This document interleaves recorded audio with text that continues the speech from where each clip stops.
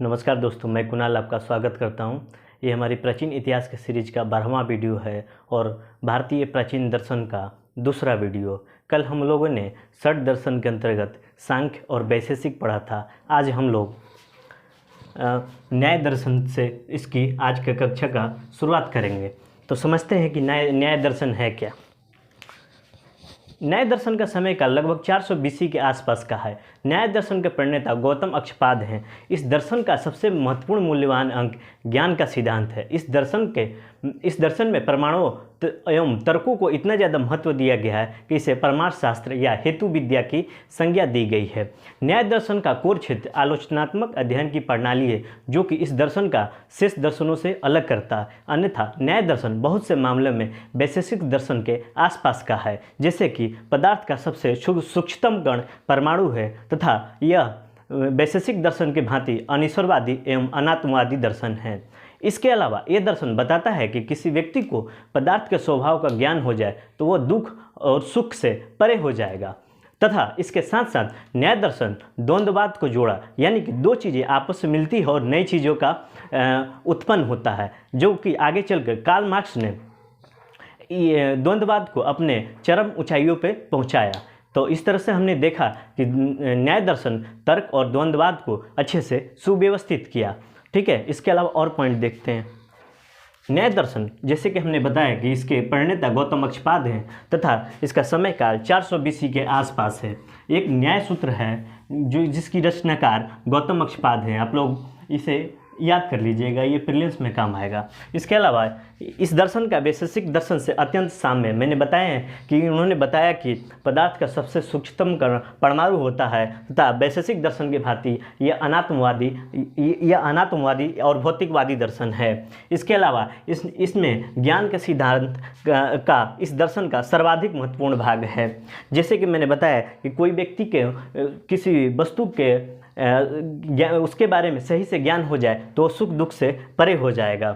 इसके अलावा न्याय दर्शन ने प्रकृति को नियमों को आधार बनाकर मानव के अस्तित्व के प्रश्न का उत्तर जानने का प्रयास किया कि मानव का अस्तित्व कैसे हुआ है।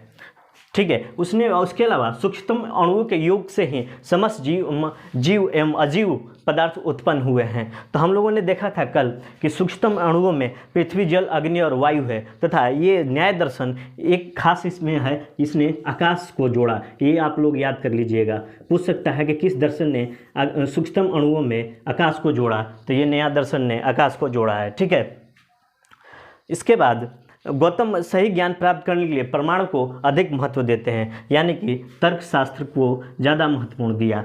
इसके अलावा छोटा सा एक शॉर्ट में हम लोग देख लेते हैं। न्याय दर्शन एक अनिश्वरवादी दर्शन है, क्योंकि इसने इस प्रकृति को निर्माणकर्ता के रूप में ईश्वर को नहीं देखा है, तथा ये अनात्मवादी दर्शन है। इसने आत्मा के अस्तित्व को नहीं स्वीकारा, अगर स्वीकारा भी तो उसने शरीर के बाहर इसको माना है। इसके अलावा ये भौतिकवादी दर्शन है, यानी कि जो भी दृश्य जगत है वही सत्य है, परलोक में ऐसी कोई व्यवस्था नहीं है। इसने प्रमाण, तर्क और ज्ञान को तथा मस्तिष्क को महत्वपूर्ण भाग माना है। ठीक है, उसके अलावा मैंने अभी बताया कि न्याय दर्शन पृथ्वी, जल, अग्नि, वायु के अलावा आकाश को अपने सूक्ष्मतम कणों या सूक्ष्म अणुओं के रूप में जाना है। तो आप लोग इस आकाश को याद कर लीजिएगा। ठीक है, तो अगला हम लोग देखते हैं योग दर्शन। ठीक है, अगला हमारा दर्शन है योग प्रणाली या योग दर्शन। तो समझते हैं कि योग दर्शन या योग प्रणाली है क्या। तो योग दर्शन का समय काल या योग प्रणाली का समय काल 400 से लेकर 200 BC के बीच में रहा है, जिसके प्रणेता महर्षि पतंजलि रहे हैं। योग की पृष्ठभूमि को देखें तो हमें हड़प्पाकालीन सभ्यता में महायोगी की मुद्रा दिखाई दी थी, जहां से योग की शुरुआत मानी जा सकती है। इसके अलावा उपनिषद में श्वेताश्वर उपनिषद में योग की चर्चा की गई है, जहां पर वक्ष यानी कि सीना, गर्दन और सिर को तीनों को ऊंचा उठाना तथा शरीर को सीधा रखना ही योग है। इसके अलावा कठोपनिषद में इंद्रियों, कर्म तथा ज्ञान और शरीर के अंगों को निश्चल करना एवं फिर उस पर नियंत्रण करना ही योग है। इसके अलावा महावीर और बुद्ध ध्यान के माध्यम से ज्ञान को प्राप्त किए, ये भी योग का ही चरण है। ठीक है, तो ये रही योग का पृष्ठभूमि। ठीक है, फिर उसके बाद देखते हैं कि योग प्रणाली जिसका समय काल 400 BC रहा है तथा इसका प्रणेता महर्षि पतंजलि रहे हैं। पतंजलि ने योग की पूर्व प्रचलित प्रणालियों को 194 सूत्रों में सूत्रबद्ध करके अष्टांग योग दिया। तो आप लोग याद रखिएगा, अष्टांग योग किसका है? तो महर्षि पतंजलि का है। इस योग का मुख्य उद्देश्य जीवन एवं जगत से जुड़े सिद्धांतों, विशेषकर कपिल ऋषि जो सांख्य दर्शन के प्रणेता थे, तथा वैशेषिक दर्शन के सिद्धांतों को व्यवहारिक स्तर पर लाना ही योग दर्शन का मुख्य उद्देश्य रहा है। इसके अलावा पतंजलि के अनुसार योग का अर्थ था मन में समस्त मानसिक विकारों को रोक देना। एगोश्चित्त वृत्त निरोधः, इसको आप लोग ध्यान रखिएगा थोड़ा सा, एगोश्चित्त वृत्त निरोधः, या इसका मतलब हुआ कि मन में समस्त मानसिक विकारों को रोक देना ही योग है। इसके अलावा चित्त के अंतर्गत इन्होंने 3 तत्व आते हैं इनके अनुसार, जिसमें सत्व साधु, रजस राजा तथा तमस दुर्गुणी। इनमें जो वृत्तियाँ उठती है और हम इन्हें रोक लेते हैं वही योग होता है। और अगर हम वृत्तियों को रोक लें तो मन शांत हो जाएगा और समाधि की अवस्था पहुंच जाएगी।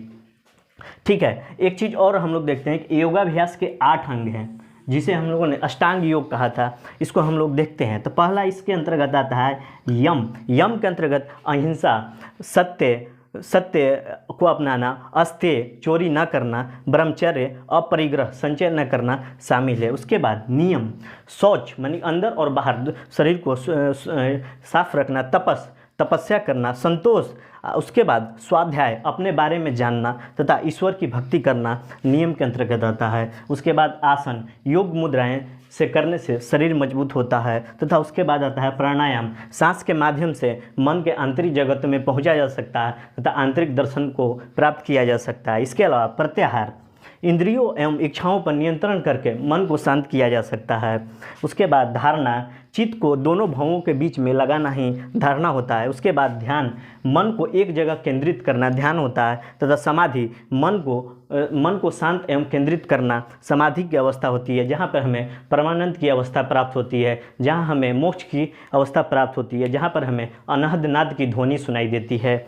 यही है समाधि। तो ये अष्टांग योग का मुख्य उद्देश्य होता है कि अपने को योग लायक बनाना तथा योगाभ्यास से समाधि की अवस्था को प्राप्त करना। तो ये रहा अपना अष्टांग योग। एक चीज़ और, आप लोग कंफ्यूज नहीं होइएगा, एक अष्टांग मार्ग है, अष्टांगिक मार्ग है, चाहे अष्टांग योग है, और इसके अलावा अष्टाध्यायी है। इसको थोड़ा सा ध्यान रखिएगा। ये महर्षि पाणिनि का है जो कि व्याकरणाचार्य थे। ठीक है, तो इसको थोड़ा ध्यान रखिएगा। अन्य दर्शनों के भांति लोकायत, सांख्य, वैशेषिक और न्याय दर्शन के भांति ये ईश्वरवादी दर्शन है, उसके भांति नहीं, वो जस्ट उसके अपोजिट है। वे लोग अनिश्वरवादी दर्शन थे, क्योंकि जो भी हम लोग ध्यान करेंगे योग प्रणाली में ईश्वर का ही ध्यान लगाएंगे। तो ये एक प्रकार का ईश्वरवादी दर्शन है। बाकी दर्शन अनिश्वरवादी दर्शन था, जैसे कि लोकायत हो गया, सांख्य हो गया, वैशेषिक हो गया और न्याय दर्शन हो गया। ठीक है, तो ये रहा अपना योग प्रणाली। ठीक है बच्चे, 2 मीमांसा और वेदांत कल हम लोग देखते हैं। आज भर के लिए इतना ही। आपके सहयोग के लिए धन्यवाद। नमस्कार।